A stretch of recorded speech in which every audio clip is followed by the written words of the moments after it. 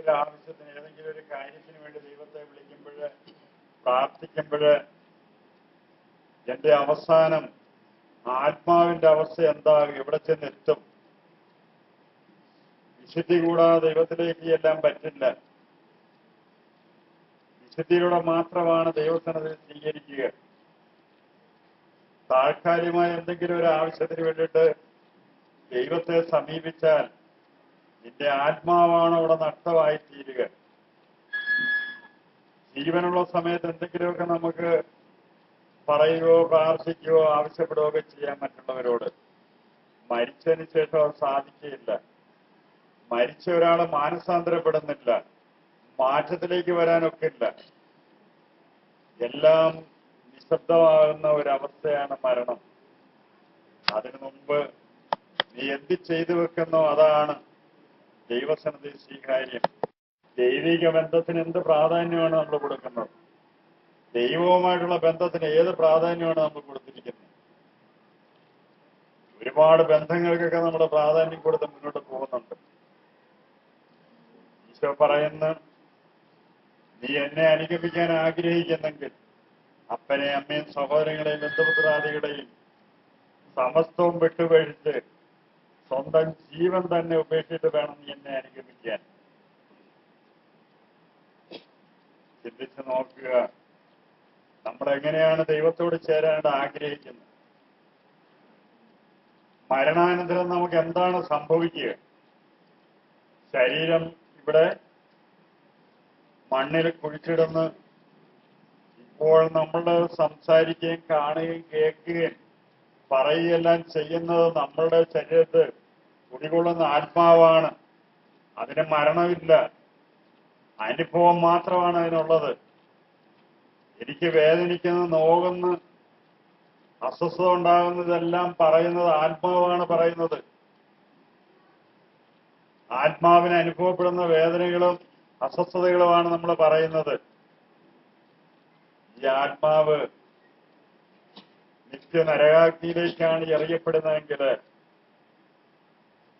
ഇപ്പോൾ ഭൂമിയിലുണ്ടാകുന്ന ചൂട് പോലും, സൂര്യന്റെ ചൂട് നമുക്ക് സ്വീകരിക്കാൻ പറ്റുന്നില്ല എങ്കിൽ 6000 സെന്റിഗ്രേഡിൽ കൂടുതലായുള്ള ചൂട് എരിഞ്ഞു കിടക്കുന്ന അഗ്നിക്കകത്തേക്കാണ് എറിയപ്പെടുന്ന അവസ്ഥയെങ്കിൽ എന്ത് സമാധാനമാണ് പറയുക? അവിടെ ഏത് ആശ്വാസമാണ് പറയുക? ഇവിടെ വെച്ച് ഒരുപാട് ന്യായീകരണങ്ങളുണ്ട്. ഞാൻ ചെയ്യുന്നതും പറയുന്നതെല്ലാം ശരിയാണ്, ഞാൻ ഏത് വഴിക്ക് പോകുന്ന അതെല്ലാം ശരിയാണ്.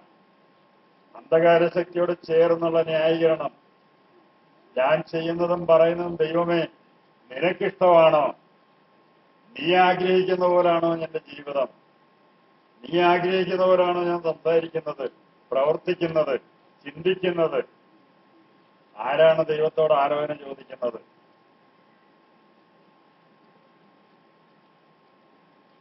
മരണാനന്തരം ഉണ്ടാകുന്ന അവസ്ഥയെക്കുറിച്ച് ചിന്തിക്കുന്ന ഒരുവന് മാത്രമേ ദൈവഭയത്തിലേക്ക് കടന്നു വരാൻ സാധിക്കുകയുള്ളൂ. മരണാനന്തരം എന്താണ് സംഭവിക്കുന്നതെന്നുള്ളത് തിരിച്ചറിഞ്ഞു കഴിയുമ്പോൾ നമ്മുടേതായ എല്ലാ ആകുലതകളും ഉത്കണ്ഠകളും ലോകത്തിൻ്റെതായ എല്ലാ താല്പര്യത്തിൽ നിന്നും നമ്മൾ വിട്ടുപോകും. ലോകത്തിൻ്റെതായ ഒരു കാര്യത്തിന്റെയും പിന്നാലെ നമ്മൾ പോകില്ല, ശ്രദ്ധിക്കില്ല. കാരണം ലോകത്ത് നിങ്ങൾക്ക് ആരെയും കാണാനായിട്ട് സാധിക്കില്ല. കഴിഞ്ഞ തലമുറയിലുള്ളവര് എങ്ങോട്ട് പോയെന്ന് അറിയില്ല. നമ്മുടെ തന്നെ മാതാപിതാക്കള് ഈ ഭൂമിയിൽ നിന്ന് അപ്രത്യക്ഷമായി, തലമുറകൾ അപ്രത്യക്ഷമാകുന്നുണ്ട്. അവരാരും തിരിച്ചു വന്ന് പറയുന്നില്ല. ഞാൻ എവിടെയാണ്, എന്താണെന്ന് ആരും പറയുന്നില്ല. പറയാനായിട്ട് ഒരുവൻ വന്നവനെ എല്ലാവരുടെ കൂടി തല്ലിക്കൊന്ന് കളഞ്ഞു. നീ മരണത്തോടുകൂടി അവിടെ എത്തുമ്പോൾ നീ സ്വർഗത്തിലാണോ നരകത്തിലാണോ എന്നുള്ളത് പറയാനായിട്ട് വന്ന യേശുവിനെ 3 ആണികളിൽ തറച്ച് തൂക്കിക്കൊന്നു. എല്ലാം തീർന്നെന്ന് വിചാരിച്ചതാണെന്നാൽ അവിടുത്തെ കൊല്ലാനായിട്ട് ഈ ലോകത്തിന് സാധ്യമല്ല. അവിടുത്തെ കൊല്ലാനായിട്ട് ഈ ലോകത്തിൽ ഒരു ശക്തിക്കും സാധ്യമല്ല. അതുകൊണ്ട് അപ്പോസ്തല പ്രവർത്തനം 16:31 പറഞ്ഞിരിക്കുന്നത്, കർത്താവായ യേശുവിൽ വിശ്വസിക്കുക, നീ നിന്റെ കുടുംബവും രക്ഷ പ്രാപിക്കും. രക്ഷയുടെ വഴിയിലേക്ക് യേശു എന്ന നാമമല്ലാതെ മറ്റൊരു നാമവും നൽകപ്പെട്ടിട്ടില്ല. താൽക്കാലികമായിട്ട് ഏതെങ്കിലും ഒരു കാര്യം സാധിക്കാനിരിക്കുമ്പോൾ ആ കാര്യത്തിൽ നമ്മൾ ദൈവമേ നിന്റെ വാഗ്ദാനമായ പരിശുദ്ധാത്മാവിനെ എനിക്ക് നൽകണമെന്ന് പറഞ്ഞ് പ്രാർത്ഥിക്കുമ്പോൾ ദൈവത്തിന്റെ പരിശുദ്ധാത്മാവ് കടന്നു വരികയും വലിയ മാറ്റങ്ങളും വലിയ ചേഞ്ചും നമ്മളിലുണ്ടാകും. പരിശുദ്ധാത്മാവിന് മാത്രമേ അറിയത്തുള്ളൂ പാപം എന്താണെന്നും നീതി എന്താണെന്നും ഞാൻ എന്താണ് ചെയ്യേണ്ടത്, എന്താണ് ചെയ്യരുതാത്തത്, ഇതെല്ലാം ദൈവത്തിന്റെ പരിശുദ്ധാത്മാവിന് മാത്രമേ അറിവുള്ളൂ. ആ ബോധ്യത്തിലേക്കാണ് നമ്മൾ വരേണ്ടത്. ദൈവത്തിന്റെ പരിശുദ്ധാത്മാവ് നമ്മളിലേക്ക് വരണമെങ്കിൽ നമ്മുടേതായ ഒരുപാട് കാര്യങ്ങൾ ഉപേക്ഷിക്കണം, മാറ്റിവെക്കണം. വെറുപ്പ്, വൈരാഗ്യം, വിദ്വേഷം, പക, ഭിന്നത, വാശി, മാത്സര്യബുദ്ധി ഇതെല്ലാം മാറ്റിവെച്ച് എളിമപ്പെടാനായിട്ട് നീ തയ്യാറാകണം. എളിമപ്പെടാനായിട്ട് തയ്യാറായെങ്കിൽ മാത്രമേ മാറ്റത്തിലേക്ക് വരാണ്ട് സാധിക്കുകയുള്ളൂ.